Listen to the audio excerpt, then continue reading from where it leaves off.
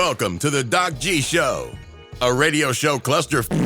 Without further ado, critics have said he has the face for radio and a voice for silent films. Your host, Ben Doc G Gordon. And we are on the air. Welcome to Doc G Show. I'm your host, Doc G. With me, as always, the one, the only, Mikey Maximus, the No Diddles Daddy, Charette. What's up, Doc G? It's happening, no diddles. You're no diddles. You're no diddle. I'm not exactly sure what that means, but I mean, I in this context, since you don't do it, we're gonna assume diddles are bad. Yeah. And you don't do them. I don't diddle. No, you're a no diddler, and we appreciate that here at this show. Yeah. Well, Mike, how are you? I'm good, man. I'm good. My car's registered, Doc G. I think this is the big news for me. I went to the DMV, and my How long car's did you registered. That's the craziest thing is I didn't wait at all. Like you lucky SOB. I had an appointment, right? I walked in. And I was actually looking forward to being able to wait around the DMV with being on my phone. And I love being on my phone. And, I'm like, God. okay, 15, 20 minutes. But no, they got me in there right away. And I was in and out. I don't think I have ever. The DMV is like the post office for me, Mike. Yeah. That wait, I almost have a panic attack as soon as they tell me to wait. I'm just sitting there like, oh, God. Oh, how long am I going to be stuck here? Oh, God. And then it's usually not like, it's so inhospitable in there, Mike. And you saw actually last week, right after the show, I had to go to the post office. Yeah. Oh, God. Oh, God. The post office is brutal, man. I forget now what it was. I think it was 35 minutes, I told you. 30 total. It was like 32, something like that was the total. No holiday. And it would have been a lot longer, Mike. I got in there, started the line, barely moved at all. 2 people. 11, they have 12 total kiosks. 2 were open. Blam. And I moved approximately 3 feet in 20-some minutes. And then a lady from the back came out and was like, anybody picking up packages? And I was like, yes, take me. And so she took my info, and then 20 minutes later, she comes walking out with my package. And I was like, oh, thank God. And hopefully, I don't have to do that ever again. I'm guessing that won't be the case. No. But you'll probably have to do it at some point in your life, Doc G. Sorry. But it's all right. It's all right. Mike, I also, this weekend, I took, I guess what you would consider a vacation. Oh. Yeah. I had a long weekend / vacation. And went up to South Carolina, hung out with my friend Brandon. Shout out Beezy. Shoutouts. Thought it was going to be a lovely, relaxing time. It was not, Mike. Oh.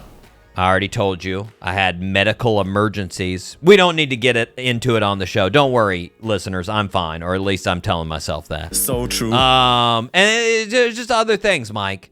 There's other things. I'm not great at the vacation state of mind, I wish I was. That ability to just be like, I'm on vacation, and now all I'm going to think about is relaxing. I'm just going to do whatever I feel like I want to do, Can you do that? No, I want to work. I want to do stuff. See, it's not necessarily. I want to go out and do shows. I want to work on some Photoshop stuff, some video editing. Well, I don't think. Well, see, that's the old adage: if you're doing what you like, then you're not working a day in your life. You know? Yeah. But that's the thing is the other work that I gotta do. Then I feel like I'm getting behind, and I'm like, oh crap, I'm behind. I shouldn't be just hanging out here. I've got things to do. Oh God. And then just I can't just fully switch into that mode of well, I'm not doing anything. And I really am jealous of those folks that can just go into that just completely zen mode, It's nice. Yeah. It's nice. Well, hey, man, you're a professor. He's got a lot of stuff going on, especially right now. I do. Beginning of the semester, and I do. But I'll get there, Mike. I will get there of the level of not giving a and just being able to be one of those people of putting up away messages on everything of like, hey, I'm not going to answer anything for a week, so go f*** yourself. I can't do it, though. I can't do it. But I will say this, Mike. I met a couple of people on this mini vacation, Mike. Just quick little interactions. And my friend Brandon, he let these folks know that I have a radio show / podcast, Say what? And that it's immensely famous, and they should be ashamed for not knowing it already and being huge fans of the show, He didn't actually tell them that, but he did tell them I have a show. He's like, this guy's got a radio show, And then, of course, inevitably, whenever he would say that, they'd be like, oh, what do you talk about on the show? And I'd be like, bullshit. Like 98% of the other podcast out there. But it's organized bullshit. Yes, organized rambling. And I did use that a couple of times, Mike. But then I would say, but we also have guests. We have guests on the show. And then they'd be like, who's been a guest? And I'd be like, and that's, well, that's the thing. Start? That's the thing. I'd be like, well, what are you into? And they'd be like, what do you mean? I'd be like, well, I mean, like, what do you like sports, comedy, like music? Do you like country music, rock music, reggae? Do you like cat videos on the internet? Literally gave them these options, Mike. And depending on what they would say, I'd give them a guess back. Okay, but what about cat videos? We haven't had any cat video people. Oh, we have. Really? Yeah, that was before you came on the show, Mike. We had Kitten Lady on the show. Oh, one of the most famous cat video makers in the internet. 1.7 million subscribers on YouTube, 1.4 million on Instagram. I don't know how many she has on TikTok, but she's been doing cat videos since before TikTok. So, OG. She's got 2 New York Times selling books. So true. And then sports, I would say Ryan Clark. Comedy, I would say Lewis Black, Sam Morril, Felipe Esparza, Ali Sadiq. Country music, I'd say Josh Turner, Jordan Davis, Nico Moon. Rock music, I'd say Shinedown, Godsmack, Def Leppard. Reggae music, I'd say UB40, Steel Pulse, Stick Figure. Woohoo! And then I realized, it had to be 4 or so people, Mike. 4 or so people. And I realized, I don't think there's a single person in the United States that I could meet and I bring up the show and they ask me for an example of a guest. I don't think there's a single person that I could find that wouldn't know at least one person that has been on our show. Yeah. Jeez. Out of like the 440 million people that are in the U.S., I think we have a guess that at least every single person, I would bet money that we have a person they have heard of. At least That's one. Great. Yeah. That's great. And I was like, that's a pretty huge accomplishment. Yeah, it is. Granted, they have no idea who I am. But I am tangentially associated with someone they have heard of. And I'm like, hey, I talked to that person. I'm like, really? I'm like, yeah, that once happened. That's right. Yes. And I was pretty excited about that, Mike. Our little show has done that. It's pretty nice. It is. It made me feel something right down here. Yeah. Not right here? Yeah, no, not right there. A little bit lower. If that were the case, it'd be negative, Mike. It'd be negative. Listeners, this is an inside joke. This is due to my medical emergency. And I pointed to the area where the medical emergency was. Exactly. But on the chest, by the way, this is... I know I'm trying to figure out, wait, what are they? They're only listening, and then they're still not seeing where my hand is. They don't need to know. Well, I mean, I guess it would be. If you're like, in the crotch, by the way. Yeah, he's pointing to his crotch. His crotch exploded. That was the That was the medical emergency.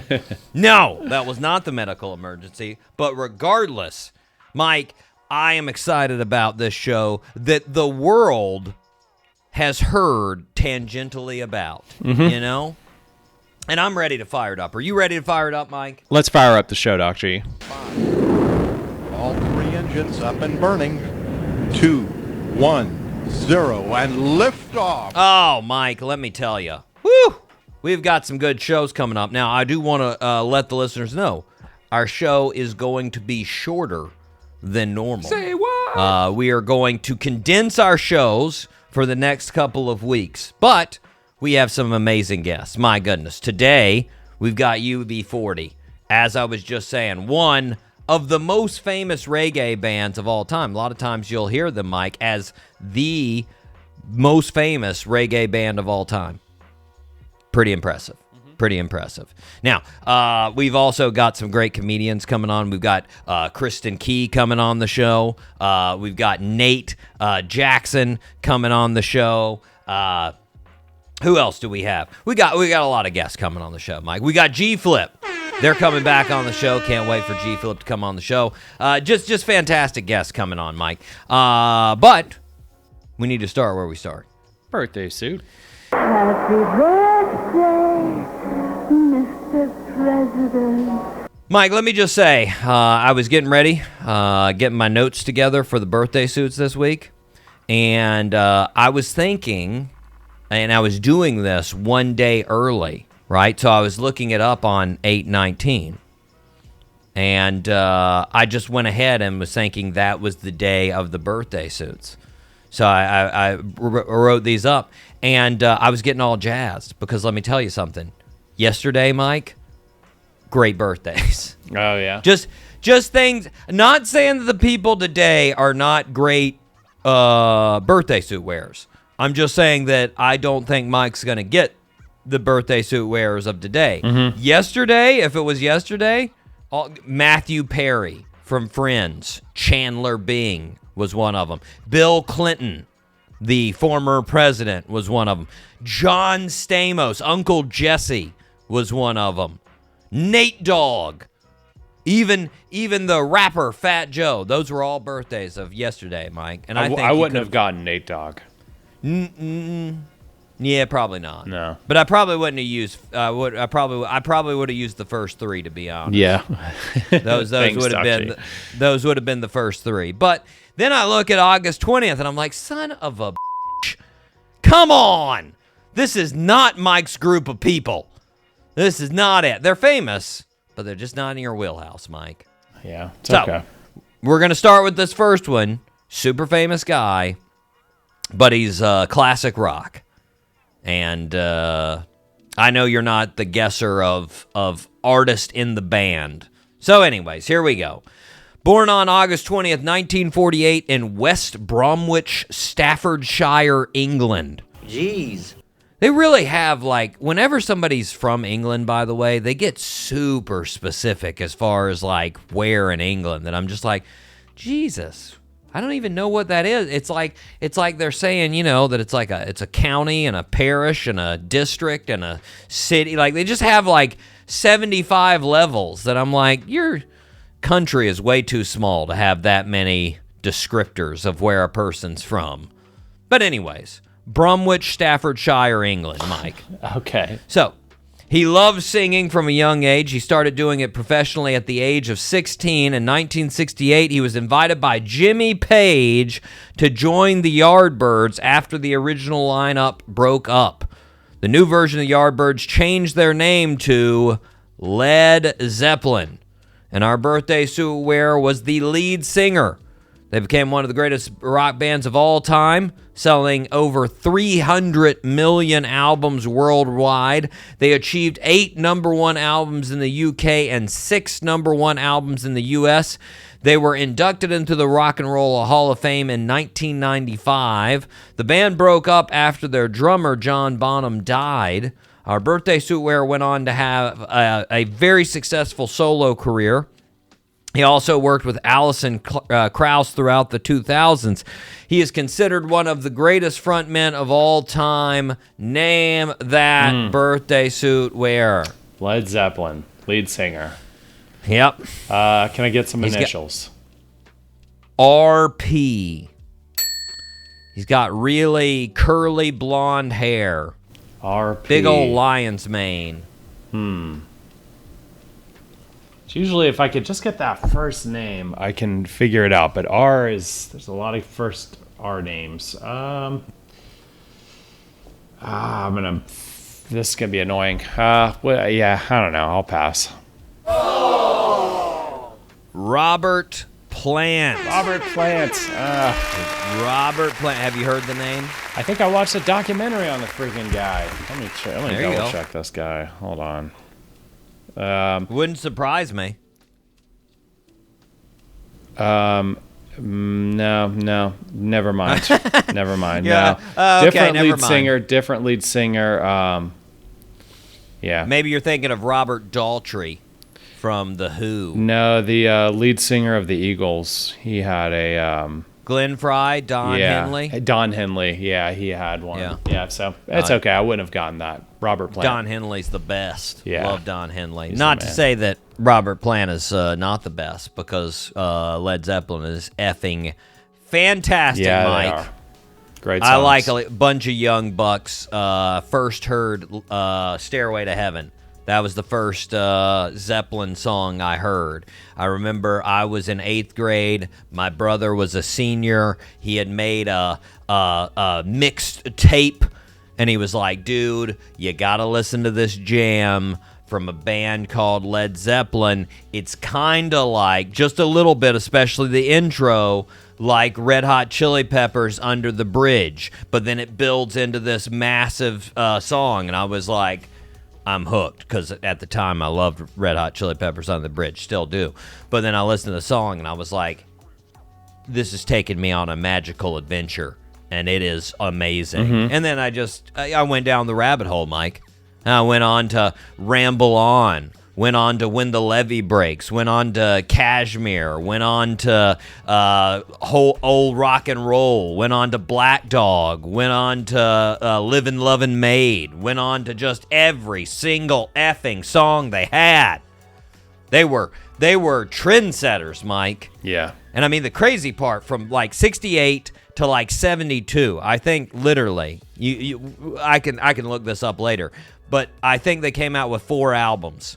In that 4-year span, they had 4 albums, and they were all just mass. I mean, that was Zeppelin 1, Zeppelin 2, Zeppelin 3, Zeppelin 4. And they just, I mean, set the standard for rock and roll, Mike. I mean, my goodness. Just some good stuff. Just some good stuff. And a lot of that had to do with their lead singer. Shout out to Robert Plant. Just amazing dude. Amazing dude. Turning, Mike, 77. Nice. 77. Yeah. Happy birthday, Robert Plant.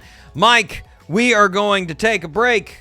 We are going to be right back here on the Doc G Show.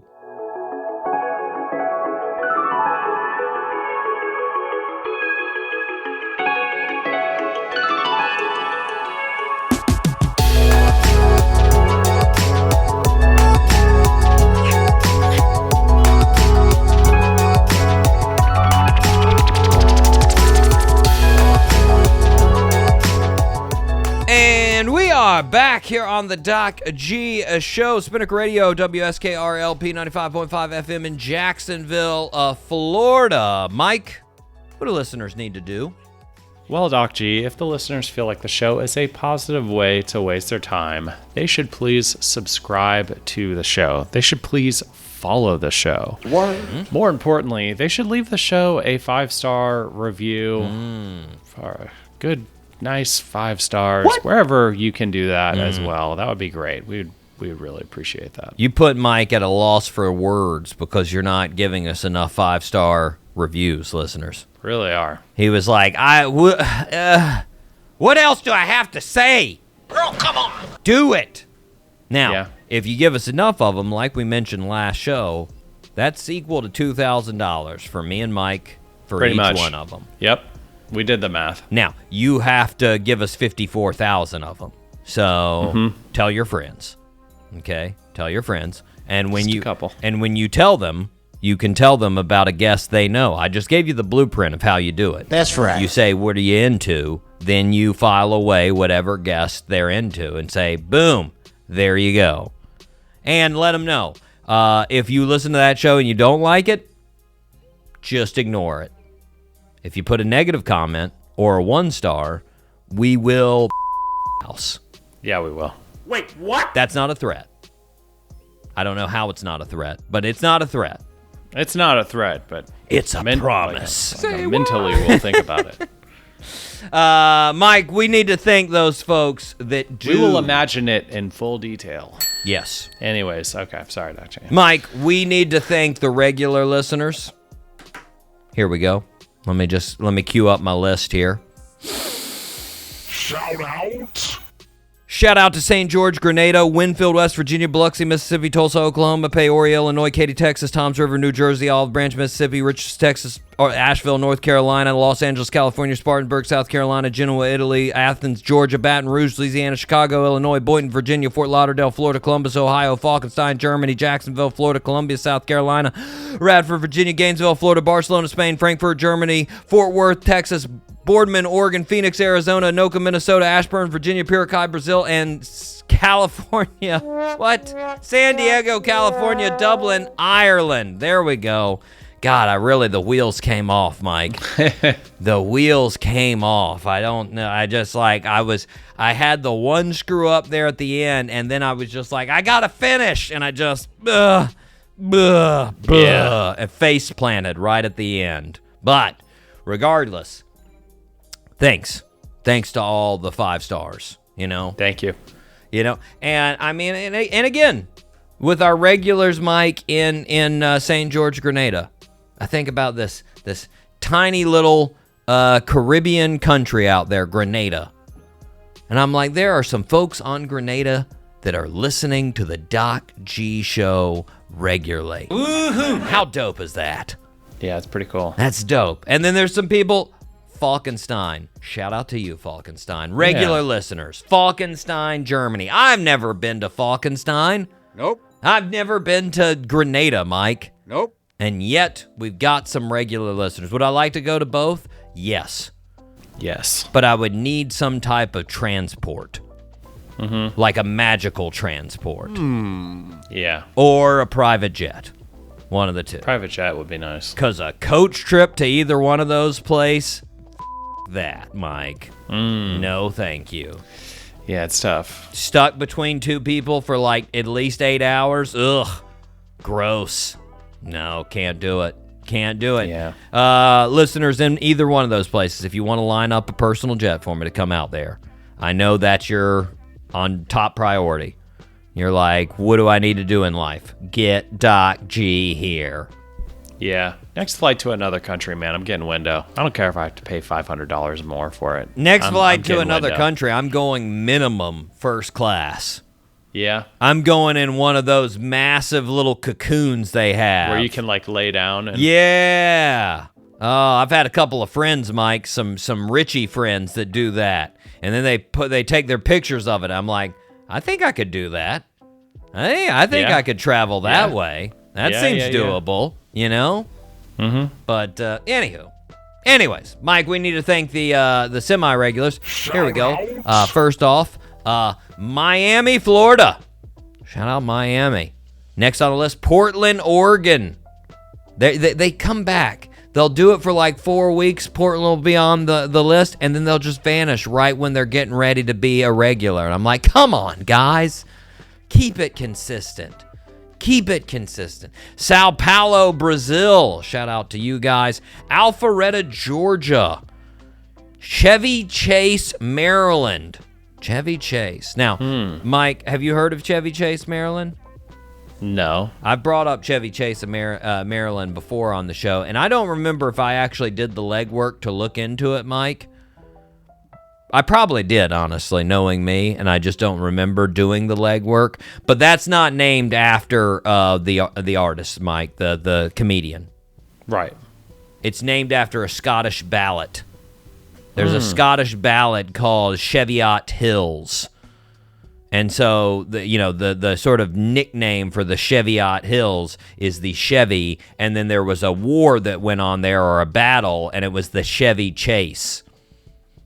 That's where that name comes from. Now, that's actually where Chevy got his nickname too, is from that. His relatives gave him the name from the location, the Cheviot Hills. Oh. You know what his actual name is?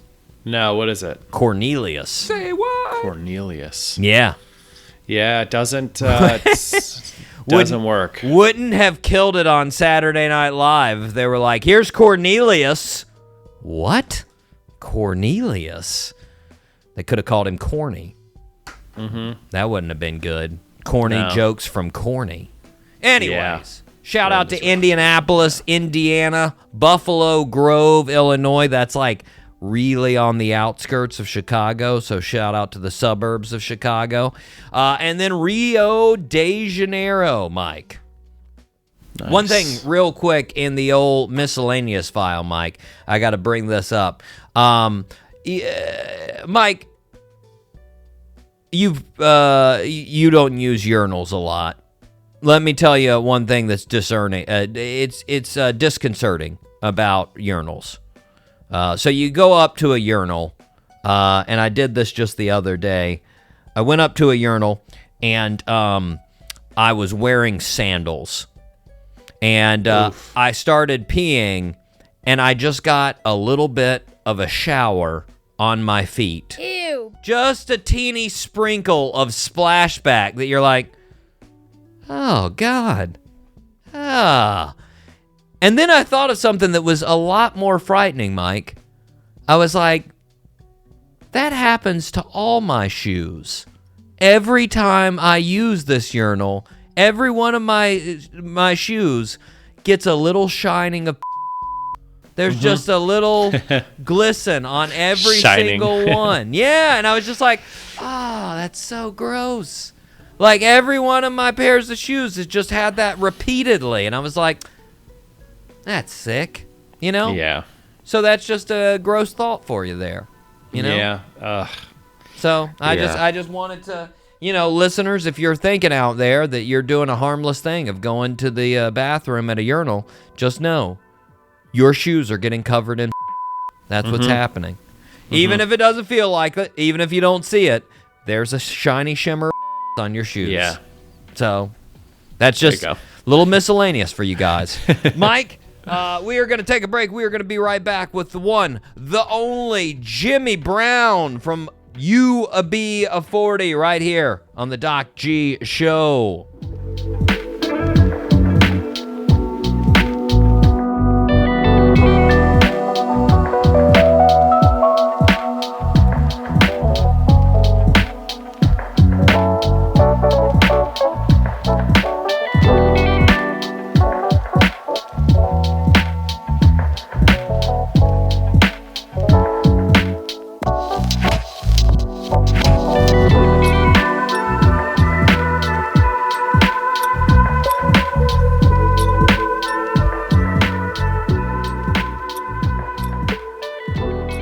Welcome back to the show, everybody. We are very happy to be welcoming a return guest on the Doc G Show. He is a founding member of the great band UB40. He is the drummer for the band. They will be here in Florida for 4 shows for the Relentless tour, including St. Augustine on August 23rd. We have none other than Mr. Jimmy Brown. Jimmy, how's it going? Very good, thank you. How are you? I'm doing good, last time we talked, you were in the midst of the tour. So this was the last tour you guys did last summer. And I got in touch with you there on the bus. So you were grinding by the time we talked to you already. But now you're relaxing. Yeah, sure. I'm at home. with the family, so yeah, it's very relaxing. But we're in between shows. We played a show on Sunday and Friday. We were in Mauritius last weekend, playing a show. We're off to Spain on Wednesday. So it's just a couple of days in between what's a fairly relentless schedule. See what I did then? Put it in there. Put it in. It's sort of just like one-offs as you guys are getting ready for the full U.S. tour. Yeah. We're just doing sort of festivals and various one-off shows. Nice. But we start in earnest in August the 15th, I think we're flying. Yeah. And so it's all systems go from that point, and we expect it to be quite a heavy schedule, I would think. Oh yeah. But now, I guess, is that the main focus when you are at home, as far as like getting back with the family? Family's a big thing, you know. I mean, I've got 4 grown-up daughters. They've all got partners. Got 3 grandkids, and we all get together regularly. So there's kind of 12, 13 of us. So it's kind of a busy schedule, you know. And we're a bit of a gang. When we go out, we go for a meal, or we all come round here for a meal. But that's what I do. Don't really have many. I love movies. I'll watch a movie every day if I can.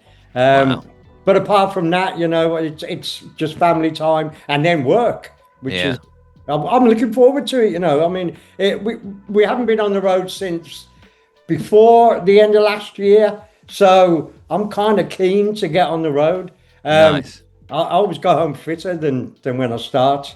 So it's you know, I want to get fit a little bit more, which is yeah. Go on. Sorry. How much practicing do you do when you're at home? I mean, now that you've been, you know, playing for 45 years, is there really any, you know, picking up the sticks, going through some rudiments or anything like that, or is it just Not really? I must admit that I don't even touch a drum kit when I'm away from home. One of the reasons being that what we do as a band.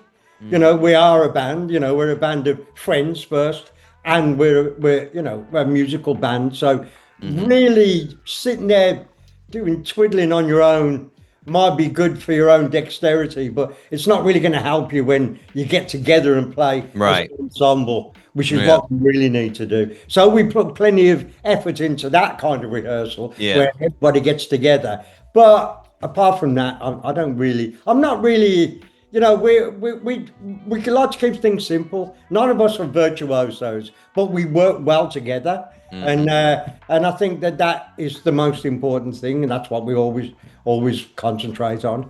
Yeah.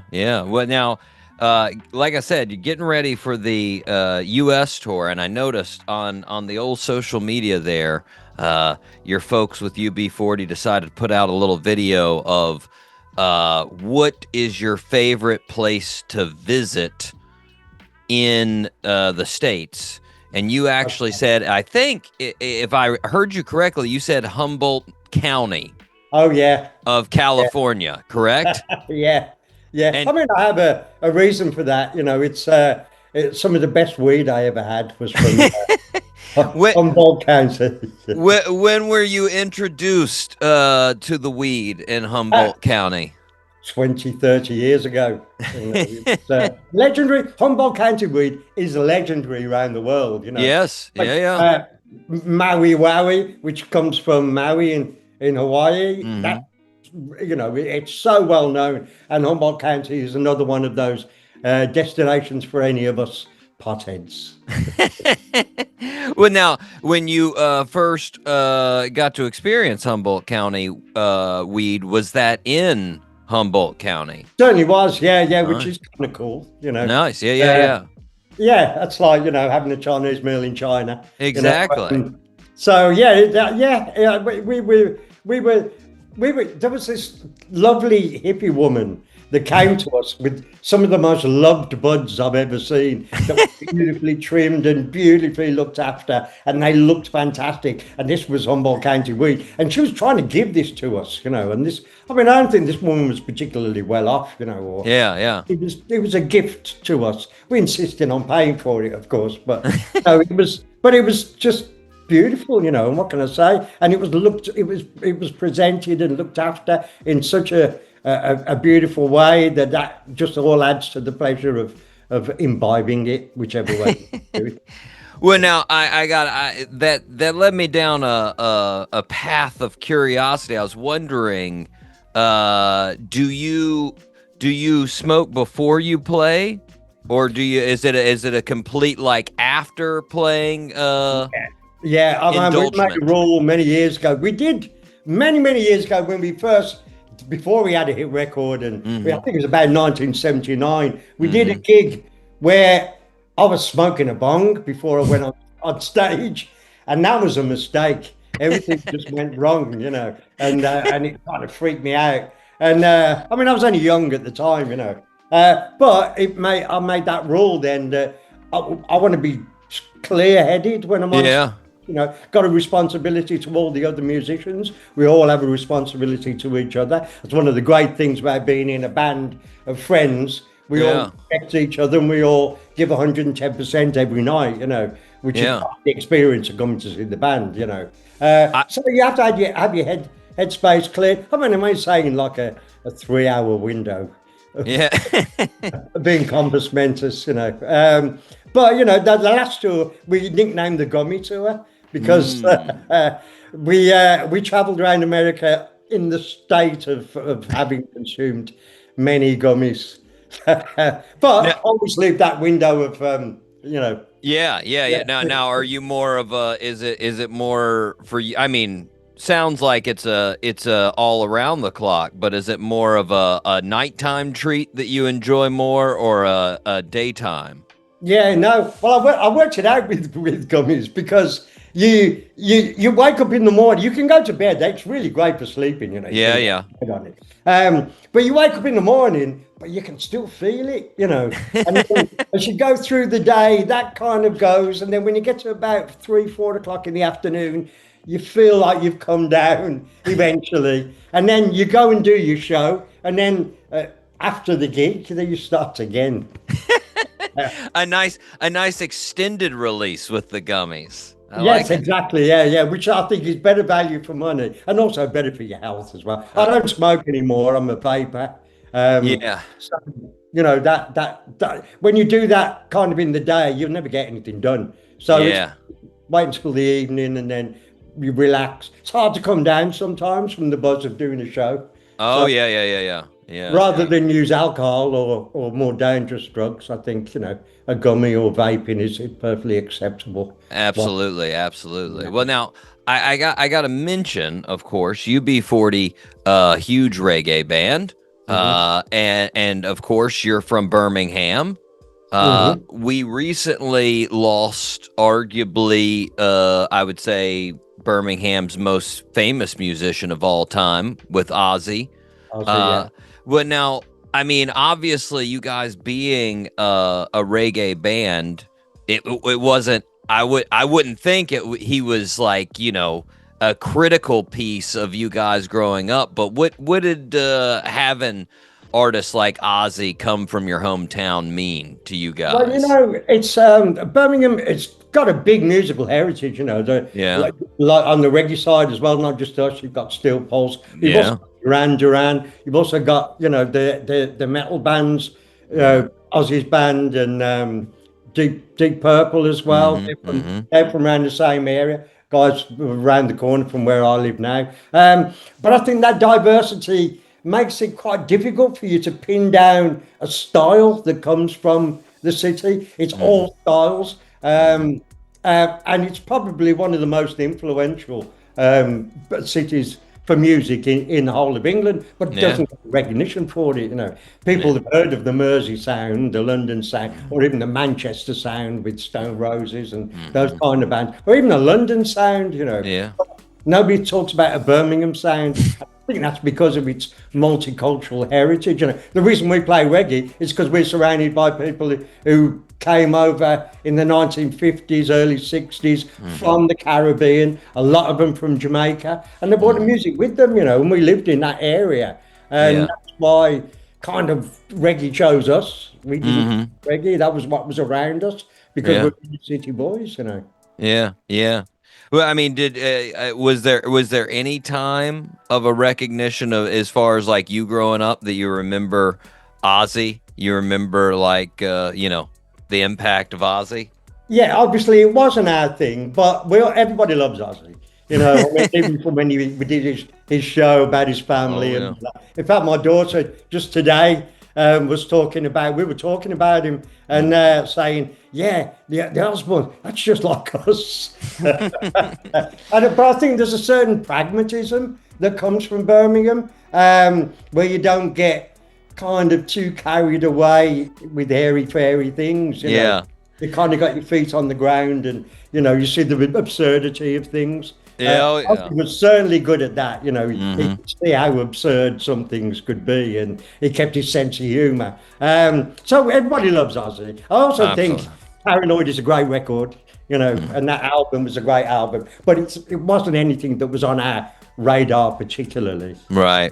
That's I mean, it's so true though. I mean, about his show, it is wild how like he just this massive rock star, and then you see him at home, and it just makes this guy a regular human that just and I mean, me and my brother were talking about it yesterday. There's a clip right after it was right after 9/11. He went on Conan O'Brien's show, and he was supposed to go around their offices and brighten everyone's day. And there's one thing where a guy gets his lunch out of the fridge, and he's eating a quesadilla, and Ozzy looks at it like, it's like the most insane thing ever. He's like, what is that?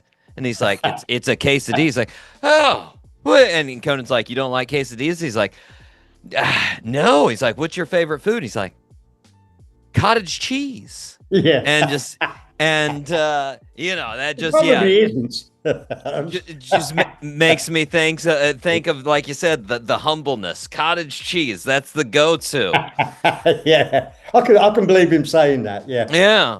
Well, now, like, I mean, you mentioned it too, though. I didn't know. I don't know if this is correct. I saw this in like, I was looking back on it. We've had Still Pulse on the show before, and I looked, and the first I saw you guys actually play a show together was in like 2015. Was that? Did you guys play?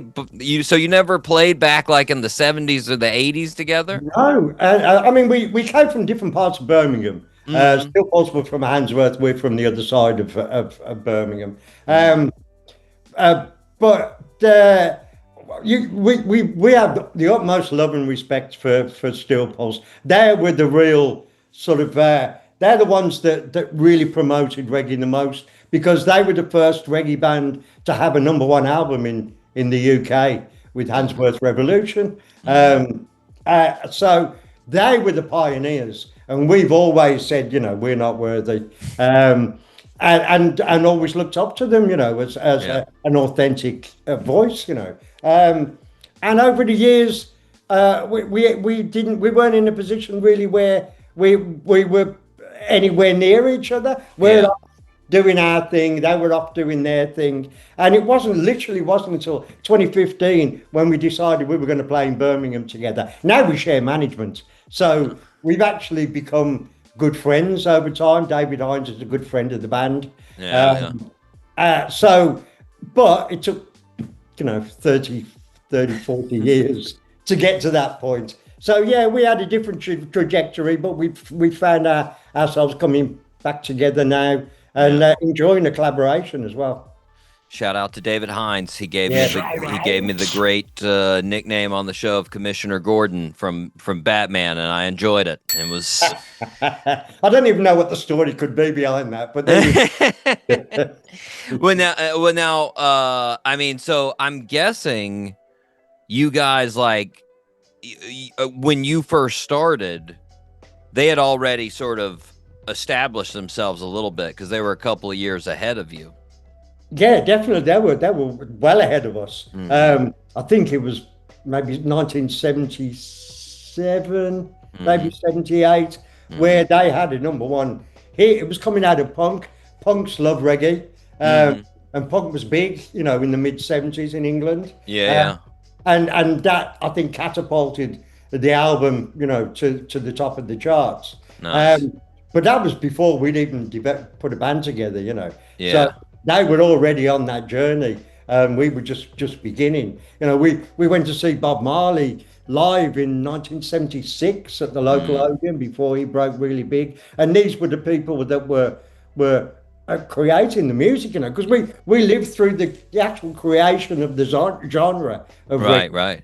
In the 60s, when we were kids, it was ska, and then it became kind of rock steady in the late 60s, and then you know, at around the turn of the 70s, it became reggae, and you know, people like Bob Marley, certainly Carlton and Aston Family Man Barrett, his drum and bass player, were defining the music at that time. Yeah, you know, we were watching this happening around us, and it was a really exciting time to be inside this sort of style of music, which was a contrast to what was in the charts, which was glam rock, prog rock.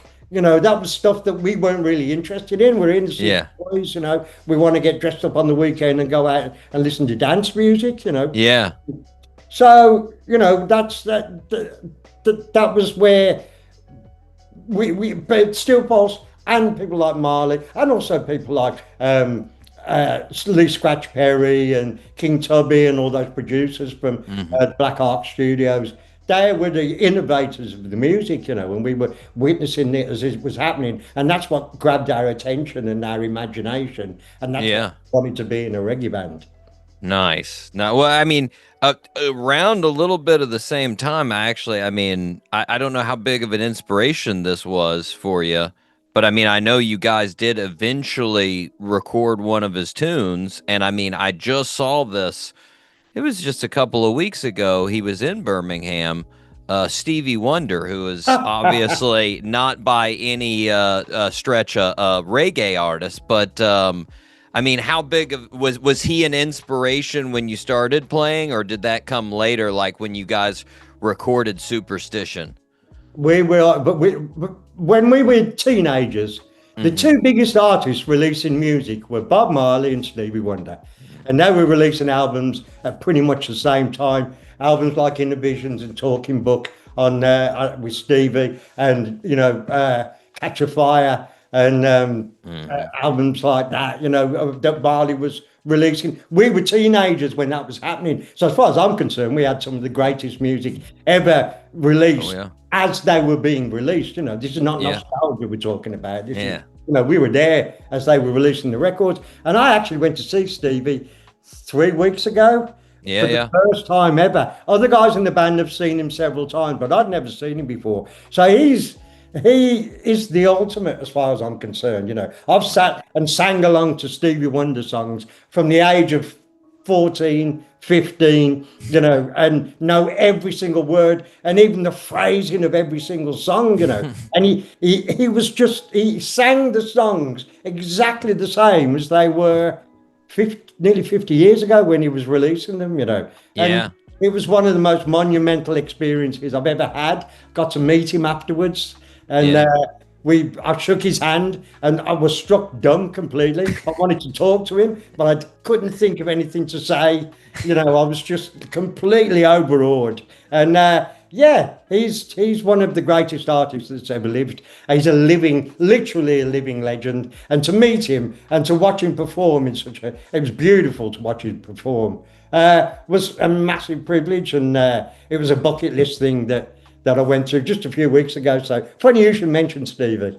Yeah, did you know when you went to the concert that you were going to get to meet him, or was that sort of one of those things that somebody came to you like in the middle of the concert, was like, hey, do you want to, after the concert, you can meet him?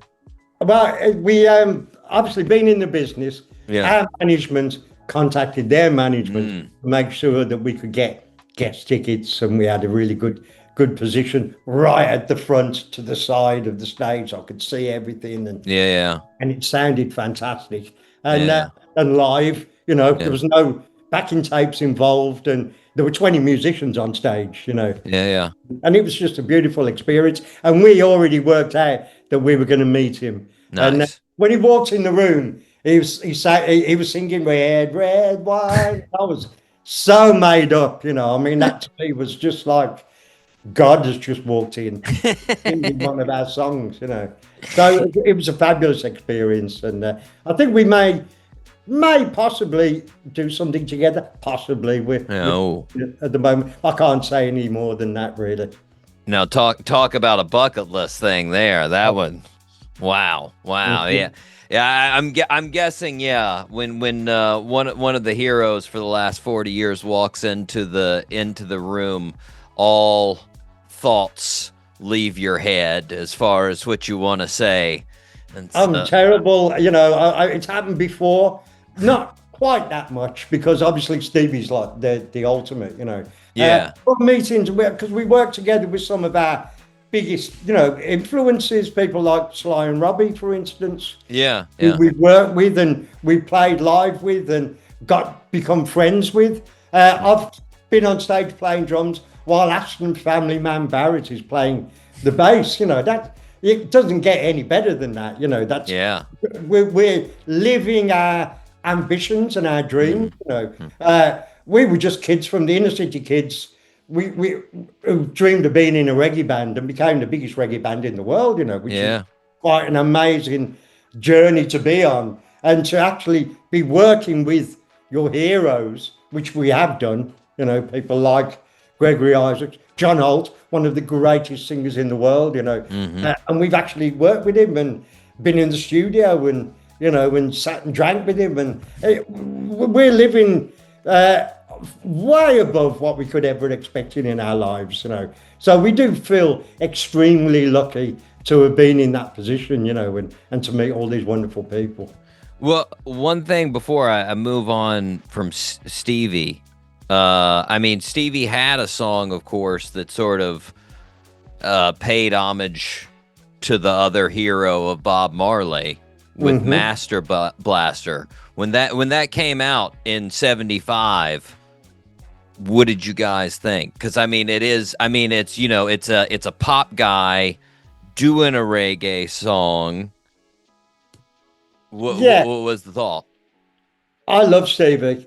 It wasn't authentic as far as I was concerned, because obviously he's coming from somewhere completely different, and so were the musicians he was using. Because I think reggae has a certain attitude that I think other people who play other genres of music don't necessarily understand how those things work. It's highly disciplined. You know, you can't layer the music. You need to create that space, and it less is more, and it has to be simple. And that doesn't necessarily mean easy. To be as simple, you have to have the fewest elements necessary to make something sound complete. If you see what I mean by that. Oh yeah. That's knowing when to stop, you know. And I think you can tell when, I think other musicians do have difficulty adapting to reggae because A, they're probably not brought up with it, and B, it requires that sort of iron discipline of not doing anything, you know. When you get an idea to punctuate, as a drummer, don't is the secret, you know. And I think that also the tempo of reggae very often can be below heart rate. Yeah. It's quite difficult, I think, for especially drummers to play, you know, because it's not natural. Everybody wants to do 70, 120 BPM, you know, like reggae can go down to 60 BPM, you know, and that's not easy to do. To make it that slow, but still have enough tension in the music to make you want to get up and dance, you know. It's not an easy thing to do, and it's not something unless you really fully understand. And I've taken 45 years to learn these lessons, you know. So, but in the end, it was just beautiful to hear somebody like Stevie, who was just a massive artist as far as we're concerned, giving a tribute to somebody who was really up and coming at that time, you know. He didn't get big until like really just before he died, really. He was peaking. So, you know, it was a beautiful thing. And those were the two most influential artists, I suppose, from our youth.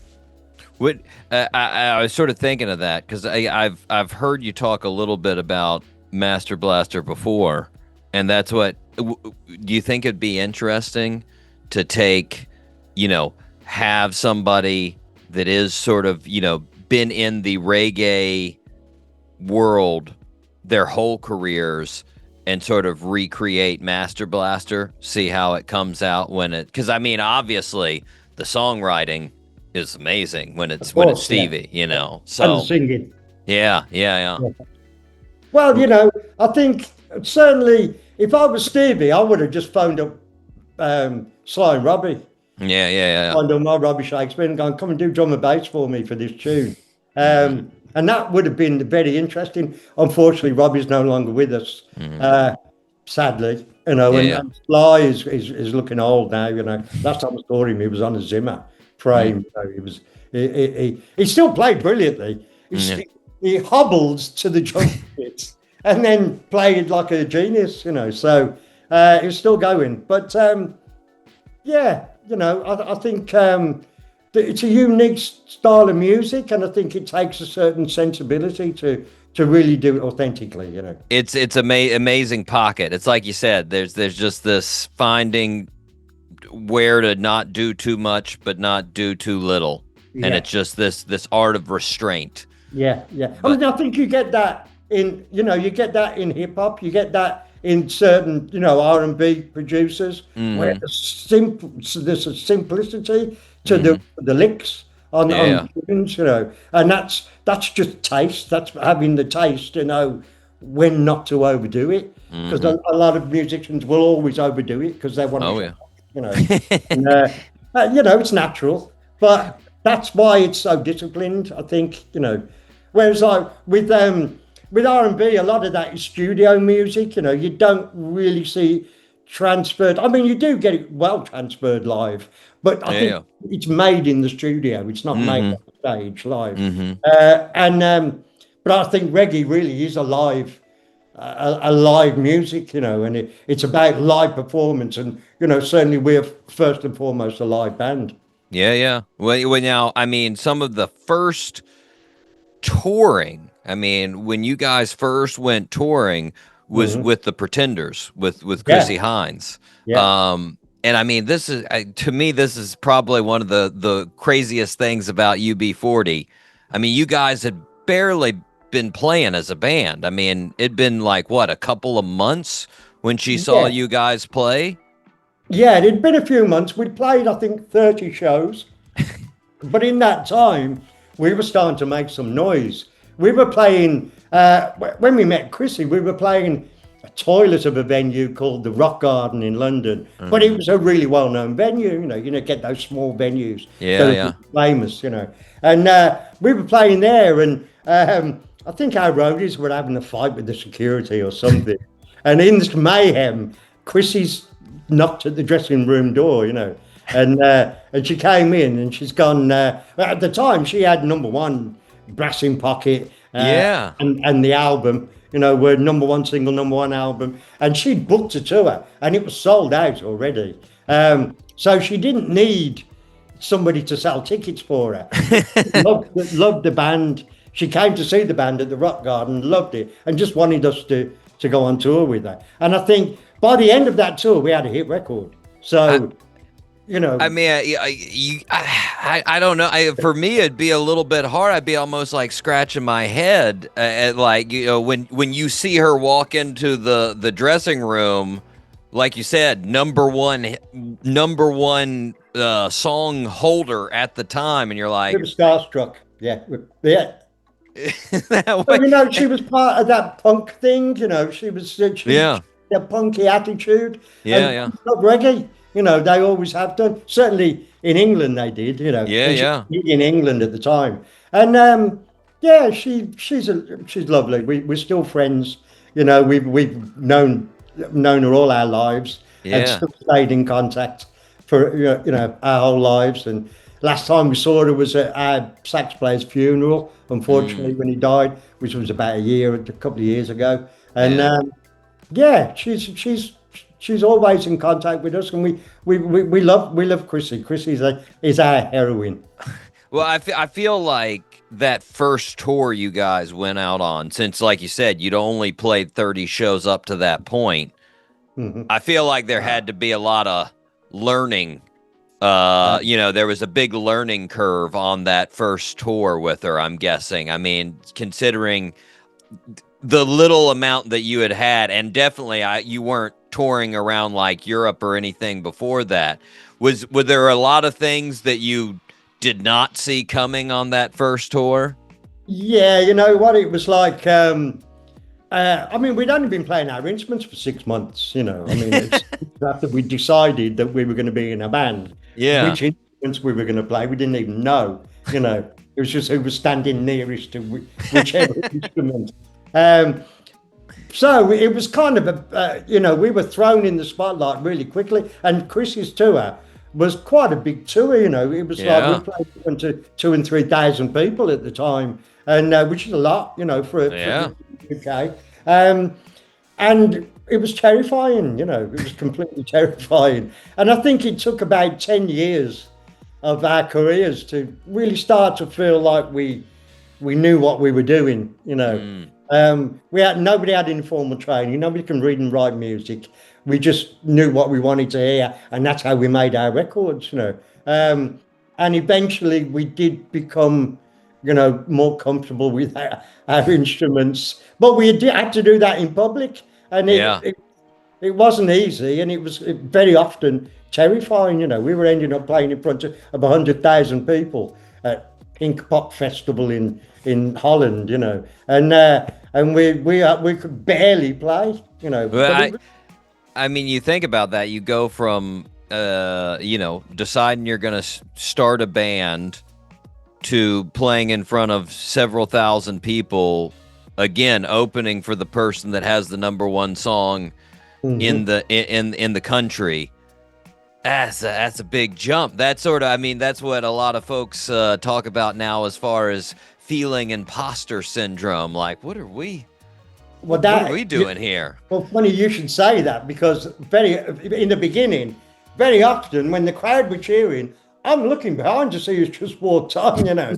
And then because it takes a while, I think, for you to accept the response that you're getting from a crowd. We always went down really well. Our very first gig, we went down really well. The audience loved it. And then from then on, right up until today, we've always had great audiences, you know. But it took a while for us to accept that, you know, that they liked us, and that we were actually good enough to be liked, you know. And that did take a while, you know, to do that. But we're pretty confident now. After all these years, you know. A good couple of decades will do that for you. And that does help, yeah. You know, I do feel sorry for other bands where they don't even get the longevity to be able to tread the boards that many times and become that comfortable on stage. You know, a lot of bands are over and done with after 2 or 3, 4 years. You know. Yeah. Well, now, I mean, at the same time, roughly the same time, there you were touring with Chrissy. That's when you had the first album, Signing Off. Yeah. And I didn't realize this until just a little bit ago. You guys did like that whole record on an 8-track. Yeah, we did. Yeah. We had no experience of recording. We didn't have a clue. But luckily, we had a guy called Bob Lamb, who was a drummer with a band called the Steve Gibbons Band, who were a big rock band from Birmingham. I don't think that they had massive hits or anything, but they were well known. And with his money that he made from having a hit record, Tulane, I think the record was called, he bought this little sort of with TIAC 8-track orders and a little desk, and we didn't have a clue what we were doing. I mean, you had to record, you know, the backing and bounce it down onto 2 tracks. That means you got to mix it and make decisions really early on so that you can overdub, you know, the line instruments, and that we didn't have a clue what he was doing, but he did a beautiful job, you know. And I was about to say, it's amazing to listen to the album and go, this is in somebody's bedroom with an 8-track. This is crazy. Still sounds lovely. I think still sounds quite fresh. Yeah, yeah. recording. With live instrumentation. I mean, now it's easy Yeah. to think that, of course, because anybody can just pull out their laptop and make sounds that sound like that in their bedroom. But I mean, that's all live tracking on that 8-track. Yeah, absolutely. Yeah. We didn't have any technology Yeah. at that time, But we have, we've embraced technology as Yeah. time's gone on, and it's great to have that control over everything you do. I mean, I remember we were editing literally with a razor blade, and cutting and doing all that, moving around, and and that was quite really crude. Whereas Yeah. now you can do 8 different cuts just like that on a computer. I was about to say that's when you have to cut the actual tape, that's going to really restrict how much cutting you want to do. Exactly, yeah, because it's terrifying every time you do, yeah. Well, now I heard you talk. I mean, obviously, some of the biggest hits have came from the covers, like we talked about last time you're on the show. And the thing that I was thinking about with those covers, like "Labor of Love," sort of the special sauce with that was you guys were choosing songs that were like anthems for your neighborhood. Yes. Things that everybody loved where you were from, and you guys didn't really realize nobody else really celebrates these things to this level. Yeah, exactly right. I mean, for us, they were the biggest records at the time. Things like Kingston Town, Cherry O Baby, Red Red Wine, they were big reggae hits at the time, because what happened was that kind of black people weren't allowed in the city centre. So I say they weren't allowed, but they weren't catered for in the right. centre. And there were some colour bars as well. But so what happened was that the local dances at local schools and local social clubs and where you'd have a local dance were all controlled by sound systems. So when you went to a local dance down the road, at the school down the road, 100 yards down the road, it was going to be a sound system that was putting that on. So you were hearing these records all the time, if you wanted to go out and have a good time. And so that sound system sort of culture completely dominated the area we were living in. And that's why those records were so familiar. And we thought that was just what everybody did until we got out of Birmingham, which is a beautiful multicultural city. Yeah. I feel so privileged to have been brought up in such a multicultural area, Yeah. At the time, it was a melting pot. It's ghettoized a little bit now, but at the time we were there, it was a melting pot of like the 4 corners of the world, Yeah. And that's the best education you can possibly have, And Absolutely. So we that was our culture that we were brought up with, which is why we feel why our music's not ersatz, it's there's an authenticity to it because we do genuinely love the music and want to treat it with respect and don't want to do just the poppy sort of hint of the music, Well, I mean, respecting the music. I mean, that's one of those things. I don't think it sort of gets promoted or well known, but like, I mean, you gave credit to the credit as far as the artist, like Lord Creator for Kingston Town, actually giving him the writing credits for the song, which you never had before. Yeah, so that they actually got a piece of the pie as far as when you guys were getting this, wave of admiration for the actual songs there. Yeah, Lord Creator's a great story because he was actually he was destitute. He was in the hospital. He was very ill. His family had been thrown out of the house. He was literally destitute. And then while he was in hospital, he received a check for $100,000, I think it was. First time he'd ever got paid for writing a song, and that kind of saved his life. I think he built his house and he paid his hospital bills, and he and whenever we went to Jamaica, which was we've been a few times, he'd always be waiting there with his family to greet us and to say hello, and we felt great as a result of that. But the most amazing one was John Holt, who I see as legendary as Stevie, really. You know, he's one of the greatest singers who's ever lived. You know, he's got such a beautiful voice.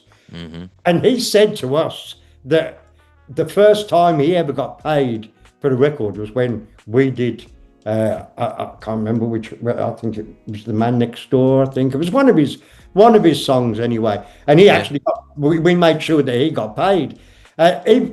Blondie didn't pay him for The Tide Is High. It was a massive hit around the world. But he used the money that we paid him to take the record company to court, and he got a lot of money then from The Tide Is High. So we're very proud of that. You know, what can I say? That's the fact that we've been able to do that. That's just such a privilege for us. You know, well, it's supporting the music. I mean, you know, so supporting the real music there. You know, well now, as far as the current tour. It's going to be predominantly United States. You've got a couple of Canada shows there, and then you've got one show in Mexico. Now, I'm going to come back to the show in Mexico, but before I talk about Mexico real quick, I noticed in South America there, I noticed on Spotify, there's 200,000 monthly listeners from Bogota, Colombia, of UB40. Yeah, guys got to get down to Bogota. Apparently, well, we have been there before. You know, we've already, I think we've been there a couple of times. It's kind of interesting to go. Yeah, and we love it. You know, I love South America. I loved Venezuela. I loved Argentina and Brazil, and we do really well there. You know, it's just wild, though, when I look at those numbers. I mean, that's, you know, you're talking, I mean, it's a huge city, and it's still like 4% of their population that are regularly listening to UB40. And you're like, I'm like, man, that is wild. I think we get around 100 million plays on Spotify a year. And we do really well in places where nobody else does, you know. South Pacific, you know, places like Tonga, Fiji, Tahiti, those beautiful islands, we do really well there, you know. We have 20,000 people turn up, you know. I mean, it's one of those things that you think about. I mean, it would blow my mind, again, like you were saying, for some guys from Birmingham to think back in, you know, the early 80s to be like, oh, yeah, we'll be playing worldwide 100 million listens a year, like, you know. You could never tell, you know, if you told the story, people wouldn't believe it, you know. It's actually way above our expectations that what we've achieved over the years, you know. And we've had some exciting times, you know, like we were one of the first bands to go to South Africa once the cultural boycott was dropped and Mandela was released. We were one of the first bands, I think it was just a week or two after Mandela was released, that we went over there. And we played to 100,000 people over 2 nights in the stadium, and they were singing our songs back to us, you know. And you just felt, because one of the guys in the band, they wrote what sort of anthem for the ANC before the cultural boycott was dropped, you know, and called Sing Our Own Song, and it was really big in South Africa before all that, you know, before Mandela was released. And when we actually went there and sang that song, the whole place was singing it back to us, you know, and that was very moving. And we felt like we were rubbing shoulders with history a little bit, you know. Yeah, for sure. Well, now, I mean, a little bit more history shoulder rubbing there. You've got another legend that you're going to be ending this tour with, Rod Stewart. You're going to be now. I know you've played some like festivals and stuff with Rod, but is this like the first like show where you guys are playing just sort of him and you guys as far as a show? Yeah, I mean, I think it's an unusual mix. I think it's definitely different. Yeah, well, not one you would naturally put together, but I think part of it is because I think we are really quite popular in Mexico, and I think we're probably good for a few thousand tickets, so I think we held them, which is why I think they chose us. Oh, yeah. We can do arenas in Mexico or most of South America and Central America. So, we're probably good for 10,000 tickets, So I think that was a calculation probably when we were asked to do it. But also, yeah, we don't mind. I mean, we would happily support Stevie, Yeah, if he asked us, I mean, there has been talk of our agents talking to them, and that might be a possibility, and I would very happily do that. We even opened for the Beach Boys, because they're legends too. So, we haven't got a problem. We wouldn't open for everyone, we turn down a lot of people, who ask us to do that. But good music. You don't turn down good music. Well, exactly, yeah. Or guys that are going to do big shows, Yeah. We're used to doing big shows now, and I think we're good in a big venue, because we're a big band. There's 11 of us on stage, and we make a big noise. Absolutely. And I think that we suit a large venue. I think we can be a bit much in a club.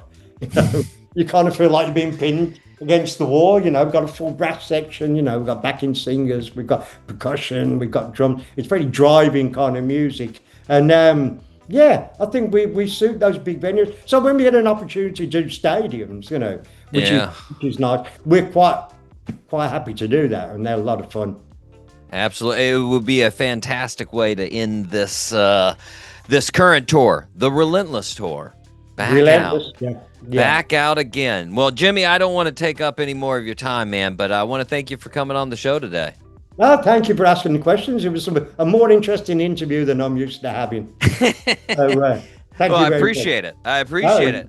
Yeah, listeners, make sure you make it out to St. Augustine on August 23rd to see UB40 right now.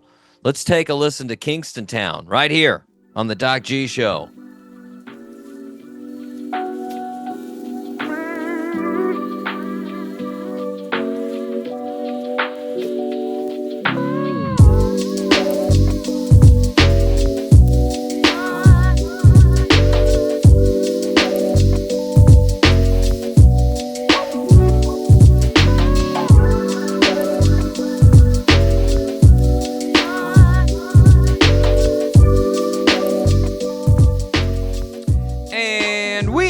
Back here on the Doc G Show. You just heard UB40 Jimmy Brown. Nice guy, Mike.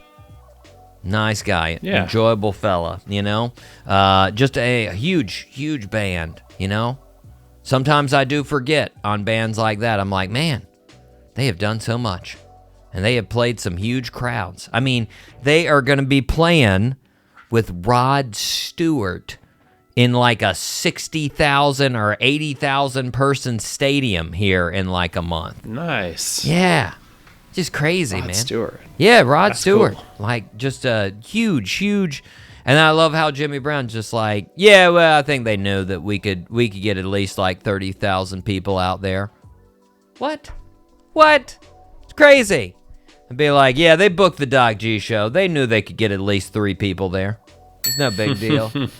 They wanted the people out there, so they got the right person. But, the hits, Mike, the hits with UB40, such a nice band.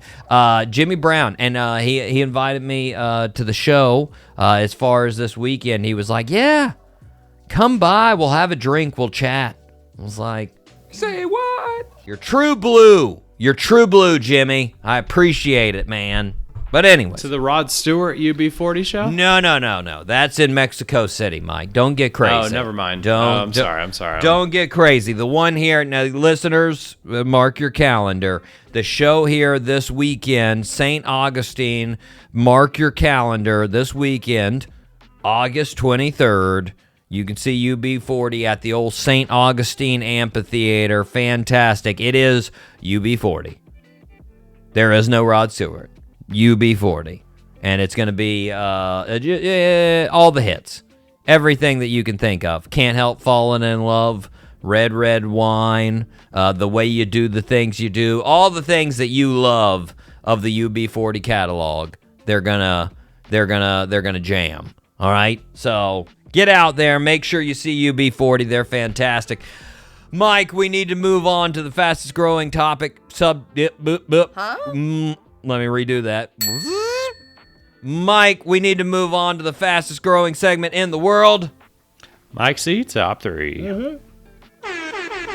Now, Mike, this was again poor judgment on my part because I gave you the topic of top 3 summer 90s jams.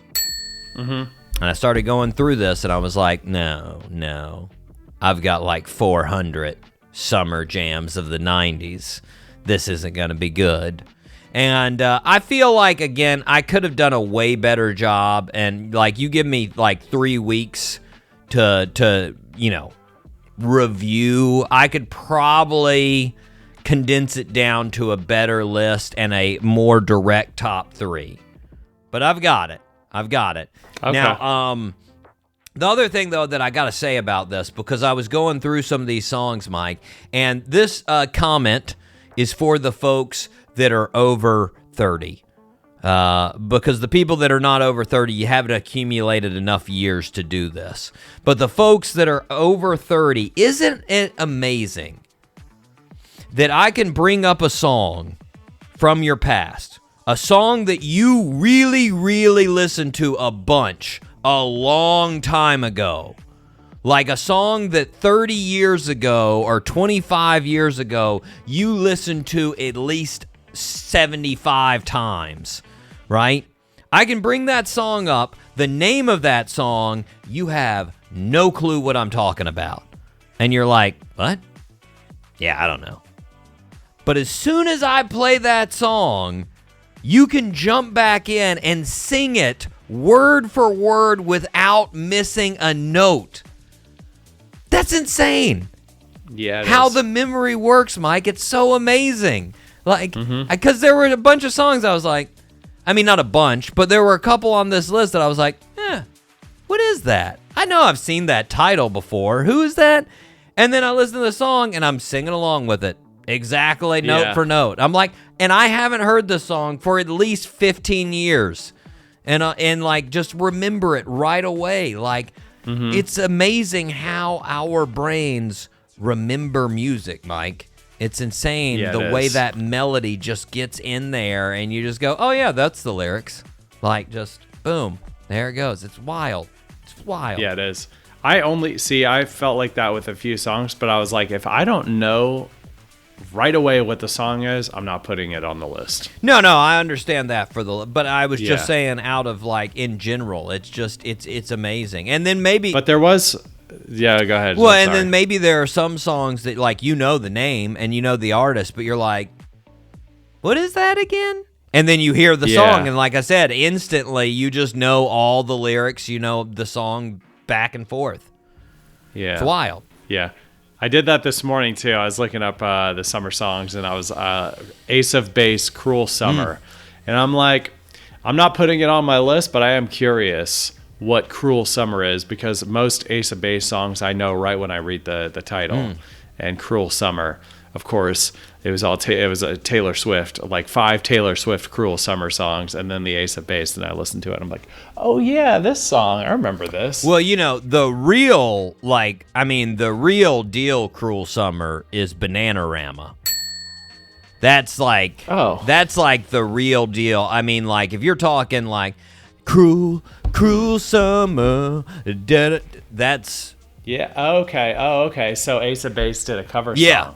Oh, that's a cover song. Oh, never mind. All right. From the 80s. And that was like, I mean, it was just like, I don't know. It is 5 years, something like that before they did it. So, yeah, for the OGs out there, don't worry, we didn't put it on the list because that's an 80s summer song. It is an 80s. Oh yeah, Cruel Summer. Yeah. Okay, so that's number 2 on the Cruel Summer songs on Spotify. Anywho, Mike, how many honorable mentions do you have? 2. Okay, I've got like 67.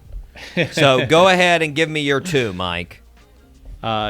Doing Time by Sublime, which that's one where, I think people would be like, I don't know that Sublime song, but then the first lyric is summertime and the living's easy. You know where that comes from, Mike? Easy. No. Sam Cooke. That's a Sam Cooke song called Summertime. Oh. Like he just took that whole lyric. Yeah. Oh, cool. I didn't know that. And then the second one, Mariah Carey, Fantasy.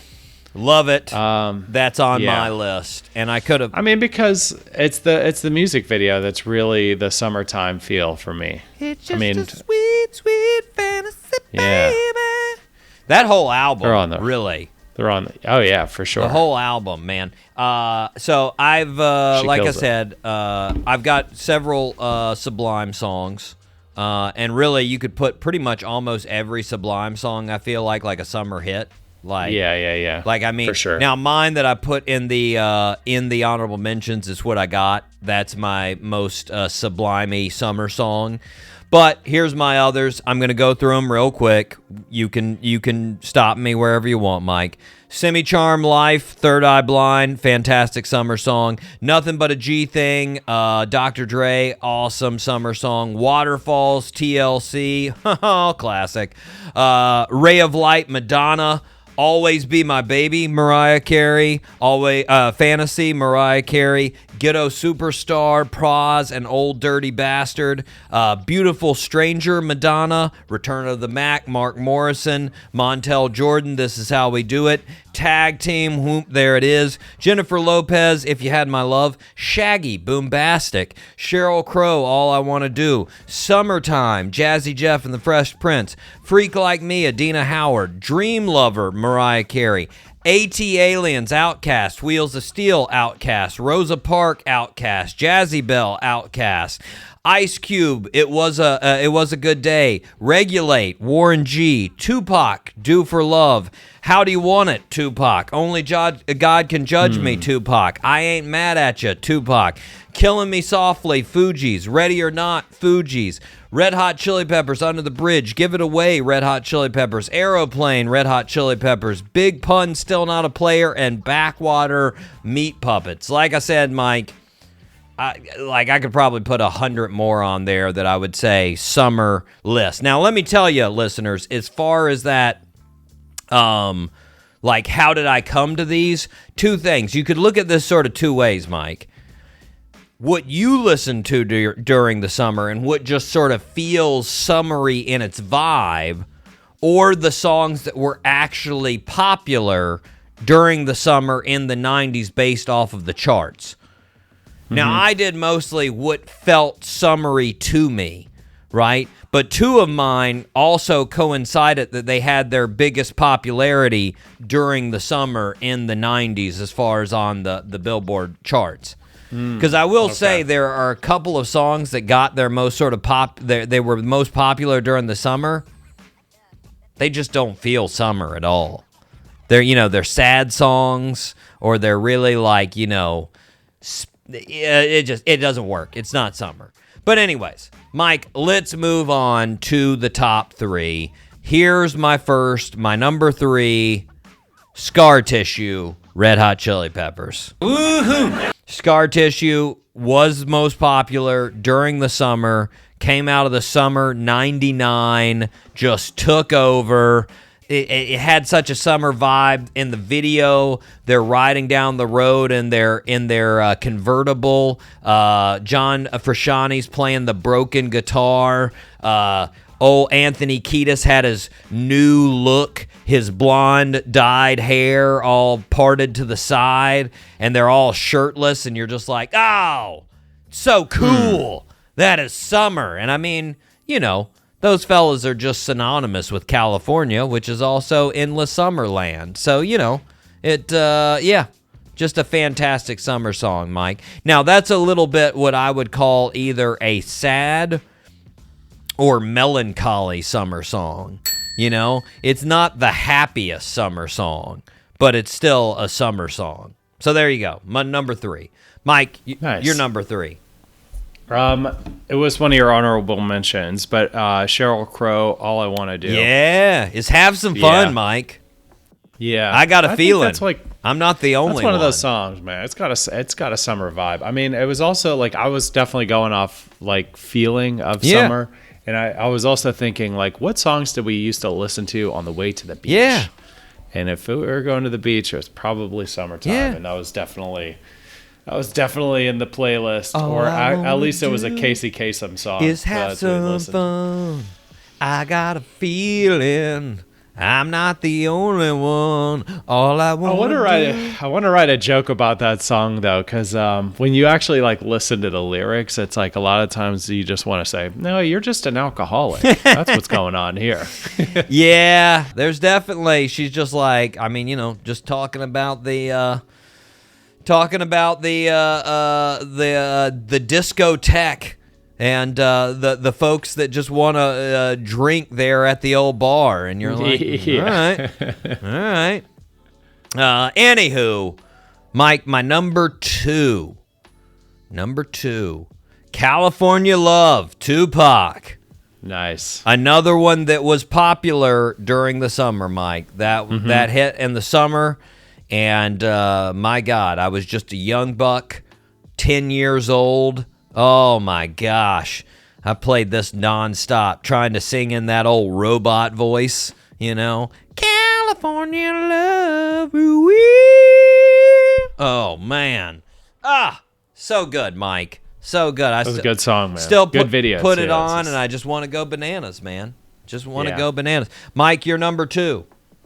My number 2 is "Feel Me Flow" by Naughty by Nature. See, right there, Mike. There's one that I did not have on my list that I should have had. I should have had all of Naughty by Nature's by Nature, OPP, Hip Hop Hooray, OPP, Feel Me Flow, all of those. Very, very summer. Very summer. Yeah. They just, I mean, a they all have good positive, vibes. upbeat. Like, it's one of Yeah. those funny things, too, Mike. You look at, like, all of their, like, the visuals, all the album covers and stuff. They look like some crazy hard, I mean, they're all wearing, like, black or leather jackets, and they're just, like, looking all frightening. It doesn't match. No, and then you hear the song, and you're like, hey. Yay. Hi. Feel Me Flow, yeah. Or I like OPP, this. and you're like, what's OPP stand for? And they're like, other people, and you're like, oh, nice. Oh, Naughty by Nature, great summer jams, Mike. Okay, number 1 for Are we about to have the same number 1? probably I don't not. know. I Okay. mean, there's just so many. I'm guessing probably not. But All right. I'm guessing whatever you put for your number 1, I'll back it up as a summer song. But my number 1, Sugar Ray, Fly. All right. So true. There it is. Sugar Ray Fly, Mike. That's such a jam. It's just so summery. It's so relaxed. It's just, and it's one of those, I started listening to it in the summer, but then I just continued listening to it for like a year straight. Just love that jam. And it makes me a little upset that I'm looking at their Spotify right now, and every morning is far more popular than Fly. Stupid. Every morning is not nearly the song that Fly is. That's a fact. Fly is a feel-good summer jam. Put your top down and cruise. It's nice. Anyways, Mike, you're number 1. "Summertime" by DJ Jazzy Jeff and the Fresh Prince. You missed it. That was in my honorable mentions. Oh, it was? It was in the list of 750 honorable mentions. Oh, okay. Okay. Yeah, that's for me. That's "Summertime." I do not in the title. disagree, Mike. It is a very summer song. Now, the only reason that I probably wouldn't put it on and I didn't put it on my top 3. It's because Will Smith slapped Chris Rock. We don't forget, Mike. True. Part of it. True. No, I wouldn't say that. Because this was pre-slap, so I don't slide him for that. Yeah, I know. The reason I don't is because that came out before I was really getting into music, you know? So, like, my 90s association with it isn't as strong. Like, I was a super young tyke when that came out. So were you. But, like, I mean, you know, I was like, I think that came... I say all-time summertime songs from... as long as the song is from the 90s. Yeah, oh yeah, so no, I didn't get into it. Summertime by that. I didn't get into that song until I was like 15, 16. Yeah. Because, like, when it came out, I think you were, like, 5, maybe? Because it came out in, like, I think 92, I think. Yeah, So, you know, but, like... that's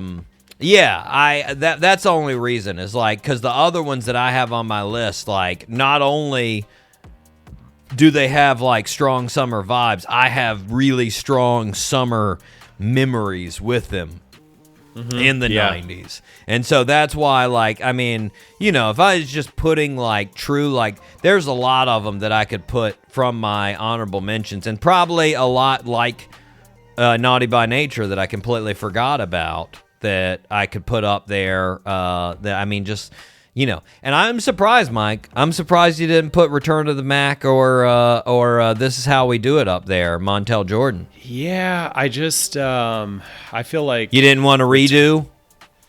Yeah, I mean, I definitely have used those on several top threes for various reasons. Yeah, but they're jams. Yeah, I don't know. I feel like I was just really thinking, what songs are like beach songs? You know, I mean, Montel Jordan, This Is How We Do It. That's such a cookout song, though. You're over on the grill. For me, it's a nighttime song. Yeah. Oh, it's yeah. I could see it too. For me, and again during the summer, maybe for me, it's like I have too many associations with it. But like that's the thing is, I remember going to the public pool down at the park.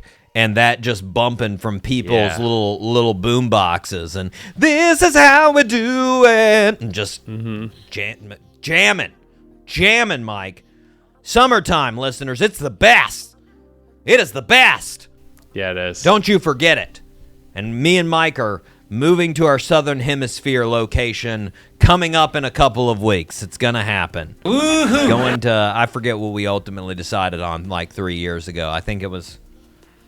I can't remember now if we decided on Montevideo or not. I can't remember where it was, but anyway, it was Montevideo. Yeah, I know that was in the like top 3. I know that was one of the locations. But anywho, Mike, we need to move on. But before we move on, what do you think next week?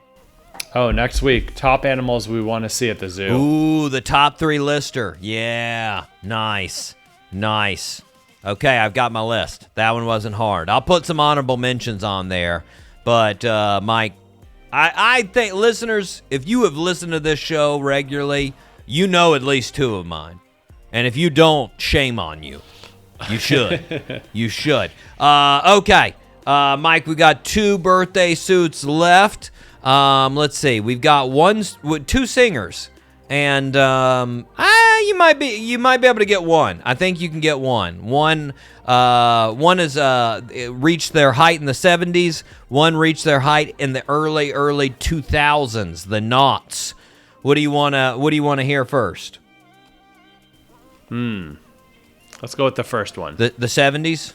Yeah. Okay, born on August 20th, 1942 in Covington, Tennessee. Our birthday suit wearer loved music from a young age. He started working for the famous Stax Records in the 1960s. He wrote songs that became huge hits for Sam and Dave like Don't Know Like I Know, Soul Man, and Hold On I'm Coming. Our birthday suit wearer released his debut album in 1968, but it wasn't successful. It wasn't until he composed the music for the movie Shaft that his music exploded. The theme song for Shaft went to number 1 on the Billboard charts in 1971. In the 1990s, he became famous for a very different reason. He became famous for a character on South Park. He played the chef for 9 years on South Park from 1997 to 2006. The chef song that he did record, Chocolate Salty Balls, became an international hit. Sadly, our birthday suit wearer died from a series of strokes in 2008. Name that birthday suit wearer. Oh, I don't know his name. Yeah, didn't think you would. That's what I thought. Isaac Hayes. Isaac Hayes, Mike. Yeah, there you go. Famous. I miss Chef.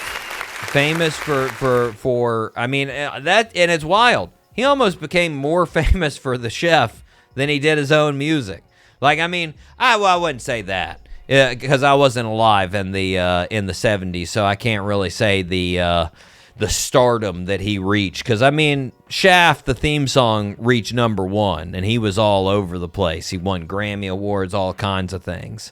But, I mean, he's one of those guys that had, like, a whole bunch of really different parts of his life, Mike.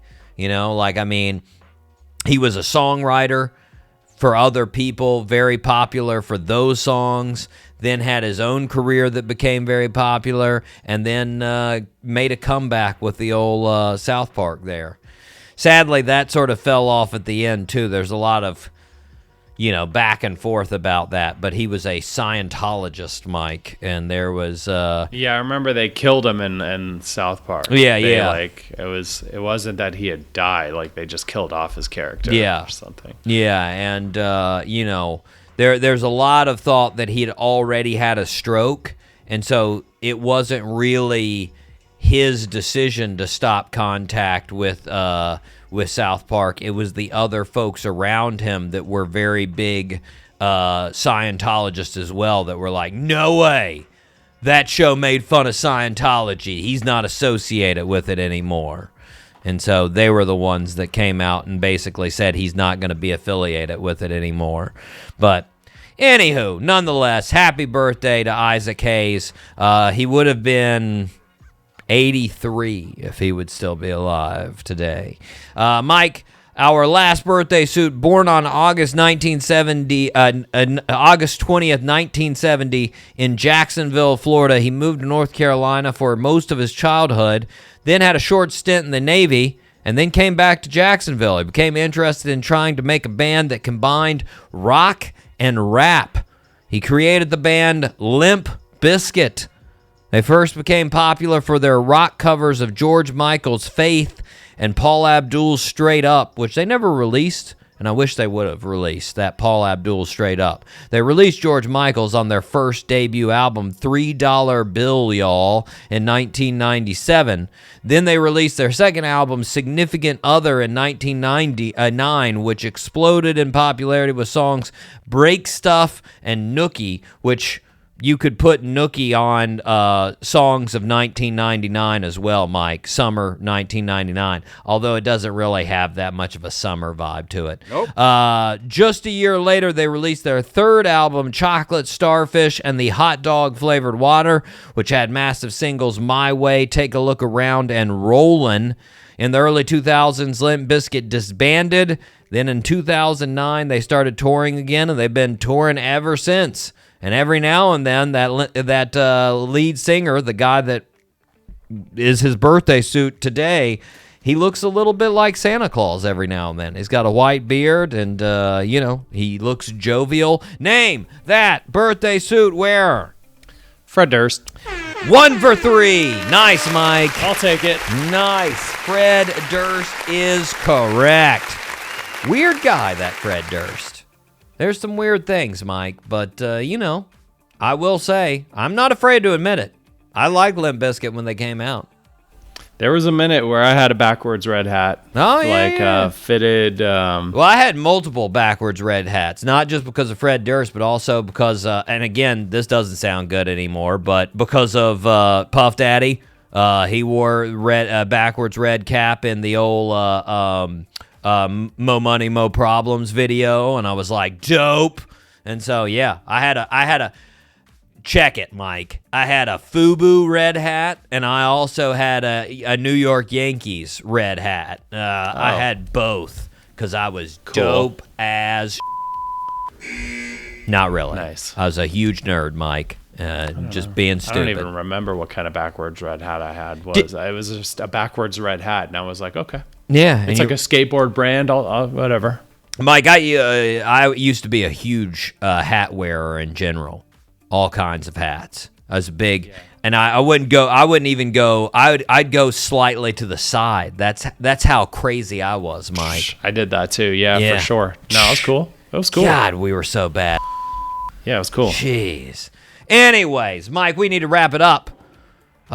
For this week, I've been your host, Doc G. With me, as always, the one, the only, Mikey Maximus, the Fernicus Charette. Always a pleasure, Doc G. Thank you so much for having me. And until next week, zip it up and zip it out. Zippity-doo-dah.